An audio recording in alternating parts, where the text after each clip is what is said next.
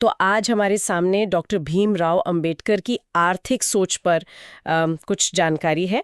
अक्सर हम उन्हें उनके सामाजिक कामों के लिए जानते हैं ना, बिल्कुल। संविधान निर्माण वगैरह। हाँ बिल्कुल, ज्यादातर फोकस उसी पर रहता है। हाँ, पर आज हम थोड़ी अलग बात करेंगे, उनकी इकोनॉमिक सोच पर। ये बहुत जरूरी भी है। और ये जानना वाकई दिलचस्प है कि अर्थशास्त्र में भी उनका कितना बड़ा योगदान था। मतलब पहली बात जो इस जानकारी में है कि वो विदेश से इकोनॉमिक्स में डॉक्टरेट करने वाले पहले भारतीय थे। हाँ, ये अपने आप में एक बहुत बड़ी उपलब्धि है, सोचिए उस जमाने में। बिल्कुल। और जैसा ये जानकारी बताती है, बात सिर्फ डिग्री हासिल करने तक ही नहीं रुकी। अच्छा। उन्होंने अपने इस ज्ञान का इस्तेमाल किया भारत में असल बदलाव लाने के लिए। मतलब वो एकेडमिक क्वालिफिकेशन सिर्फ कागज पर नहीं रही, तो ये सिर्फ किताबी बातें नहीं थी। उन्होंने कोशिश की कि ये चीजें जमीन पर उतरें।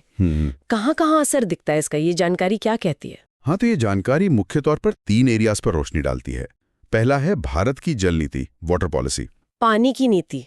अच्छा। हाँ। इसमें बताया गया है कि उन्होंने वकालत की इंटीग्रेटेड रिवर वैली प्रोजेक्ट्स की। इंटीग्रेटेड रिवर वैली प्रोजेक्ट्स मतलब ये कि पानी को सिर्फ एक चीज के लिए नहीं देखना, जैसे सिर्फ सिंचाई या सिर्फ बिजली, बल्कि बाहर नियंत्रण, नेविगेशन यानी नाव वगैरह चलाना, पीने का पानी, इन सबको मिलाकर एक बड़ी पूरी योजना के तौर पर देखना। ओह, ये तो उस जमाने के हिसाब से बहुत आगे की सोच लगती है।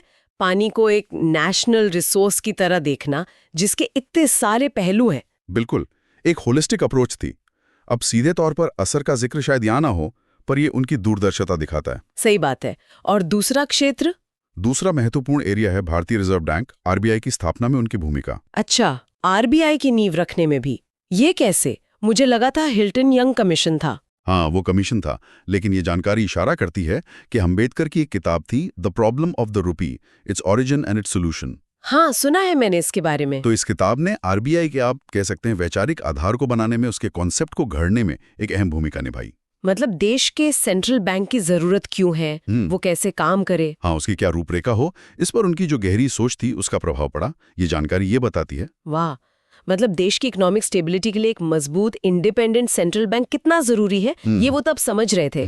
पहले पानी फिर पैसा। अच्छा, और तीसरा क्षेत्र कौन सा था? तीसरा एरिया है मजदूर कानून, लेबर लॉज। अच्छा, लेबर लॉज। ये तो उनके सोशल जस्टिस वाले काम से जुड़ता हुआ लगता है। हाँ बिल्कुल, कहीं ना कहीं ये पहलू जुड़ा हुआ है। जानकारी बताती है कि उन्होंने जैसे काम के घंटे तय करना, हाँ, वर्किंग आवर्स, ट्रेड यूनियनों को मान्यता देना और समान काम के लिए समान वेतन, equal pay for equal work, इन सुधारों पर उन्होंने जोर दिया। तो ये सिर्फ इकोनॉमिक प्रोडक्शन की बात नहीं थी, बल्कि जो लोग प्रोडक्शन कर रहे हैं, जो मजदूर हैं, उनके हक और बराबरी का भी ख्याल था इसमें। एग्जैक्टली। उन्होंने मजदूरों के लिए बेहतर वर्किंग कंडीशंस और सोशल सिक्योरिटी की वकालत की। उस समय के इंडस्ट्रियल माहौल को देखते हुए ये बहुत ज़रूरी और प्रोग्रेसिव कदम थे। अगर इन तीनों चीज़ों को जोड़कर देखें हम, पानी का मैनेजमेंट, देश का सेंट्रल बैंक और मॉनेटरी सिस्टम, और फिर मजदूरों के अधिकार, तो एक बड़ी तस्वीर उभर कर आती है। सही कहा आपने। ये साफ दिखाता है कि डॉक्टर अंबेडकर की आर्थिक सोच सिर्फ थ्योरेटिकल नहीं थी, किताबी नहीं थी। हाँ, वो देश के बुनियादी ढांचे को, इकोनॉमिक स्टेबिलिटी को मजबूत करने से जुड़ी थी, और साथ ही बहुत अहम बात, समाज के सबसे कमजोर तबके को आर्थिक सुरक्षा और सम्मान दिलाने से भी जुड़ी थी। मतलब इकोनॉमी और सोशल जस्टिस, ये दोनों उनकी सोच में साथ साथ चलते थे। बिल्कुल, यही उनकी खासियत थी। ये वाकई डॉक्टर अंबेडकर के काम का एक ऐसा पहलू है जिस पर अक्सर उतनी बात नहीं होती, पर ये कितना महत्वपूर्ण है, हमारी आज की बातचीत ने इसे काफी अच्छे से सामने रखा है। हाँ, और ये एक सोचने वाला सवाल भी छोड़ जाता है ना, कि आखिर वो कौन से मूल आर्थिक सिद्धांत या कौन सा नजरिया था अंबेडकर का, जिसने उन्हें इन्हीं खास क्षेत्रों पर, मतलब वाटर रिसोर्स, सेंट्रल बैंकिंग और लेबर रिफॉर्म्स पर फोकस करने के लिए प्रेरित किया होगा। ये सोचने वाली बात है। उनकी इस व्यापक सोच के पीछे की वो जो कोर प्रेरणा थी, वो क्या रही होगी, इस पर आगे सोचा जा सकता है।